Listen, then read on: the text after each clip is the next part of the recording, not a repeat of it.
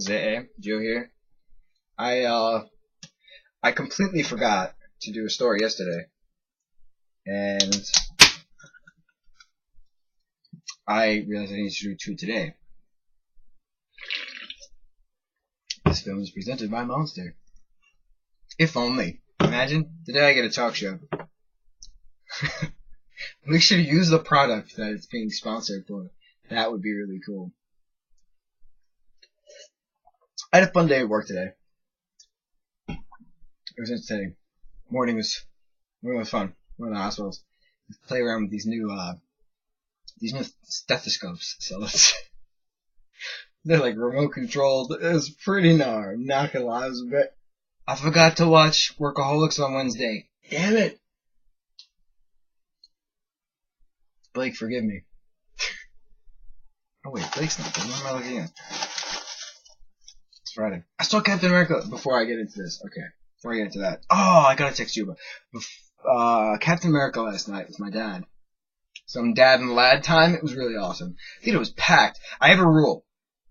I now have a pet peeve of children in movie theaters. If you are under the age of 5, you have no need to be in a movie theater. I don't care if the movie is for children. You are under the age of 5. If you can't wipe your own ass, you should not be in a movie theater. It's just plain and simple. Now, Captain America, the Marvel movies, right? The Marvel movies are dark. They're very loud. They're very in-your-face, boom, kapow, violence. There's no sex, but there's violence, right? If/when I had children, they will be watching everything. I don't care. I think the more that they're exposed to everything, the better, right? But if they're under the age of 5, they're not going to a movie theater because so many people were there wanting to watch this movie. The Captain America films, the Marvel films, the Avenger films are for teens and 20-year-olds and 30-year-olds and 40-year-olds. They're for grown-ups. They are not for children. They're not for children in public. They're for children at home. That's fine. There's this one 3-year-old, 3 years old, at Captain America last night with his parents. He wouldn't shut up. He kept bouncing up and down, running up and down the aisles. Everyone wanted to kill him. And then finally he passed out dead. Passed out dead in his mom's arms. I want to say 20 minutes before the movie ended. Fantastic movie, by the way, aside from me wanting to kill a child. And I love kids, so for me to say I want to kill a child, that's... The kid's a dick. Excuse me. His parents are a dick for bringing him. But anyway, to describe Captain America the Winter Soldier, it is Fast and Furious meets Die Hard on steroids. It was insane. Insane. I highly recommend it. Now, let's get into my topic. This is absolutely hilarious. Lockers. Because I literally just told this story at work the other day. At the other hospital the other day. I love this story. I'm going to share it again. So, back when I was in 8th grade, so 2004, yes, there were pterodactyls still flying around.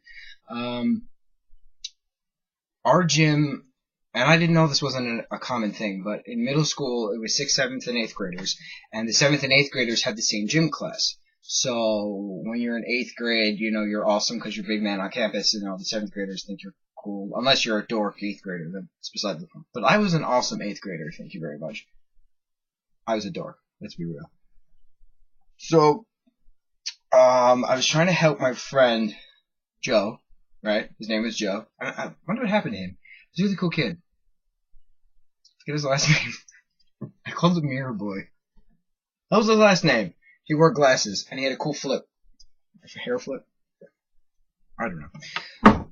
So, he, for some reason, thought it would be best to carry his entire locker's worth of books in his book bag. He was one of those, you know, freshmen that you see fresh out the box in high school, but he was in 7th grade at this point.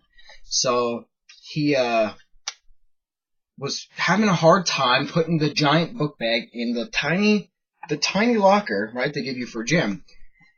Now, we live in a very sketchy neighborhood. Very sketchy area, right?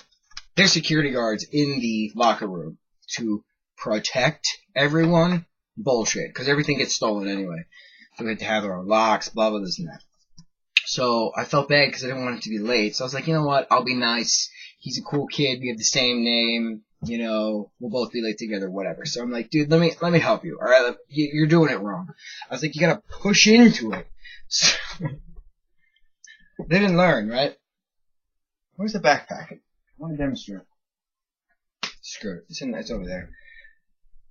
So I'm like, you shoot a basketball, you're like that.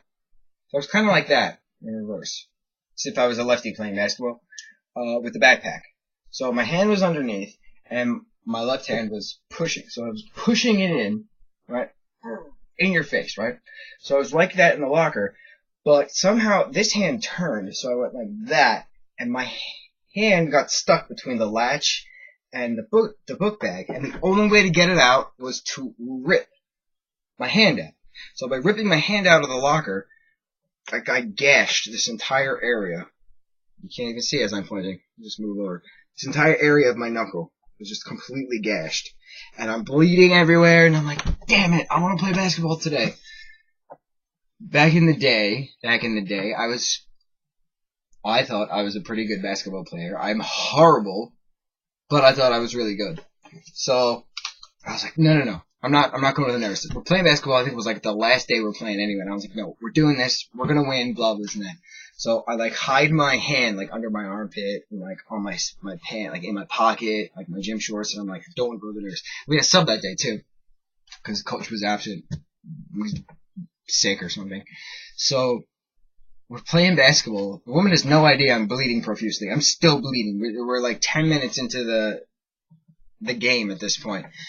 And all of a sudden, like, I go, I shoot, I score, and I'm, waving around and I'm cheering, but then there's blood flying everywhere on the court. And then we're inside, by the way. So then the substitute's freaking out. She's like, oh my God, you need to go to the nurse right now. And I was like, please, this stopped bleeding a while ago. And I looked down and it's still gushing. And I'm like, oh. So then everyone's staring at me and they're like, yeah, no blood, no fun. I honestly think that's where that saying came from, no blood, no fun. I don't know. But they were so impressed that I kept going. And I have this tiny little scar. Put my knuckle to the camera. See that tiny little dot? Right there?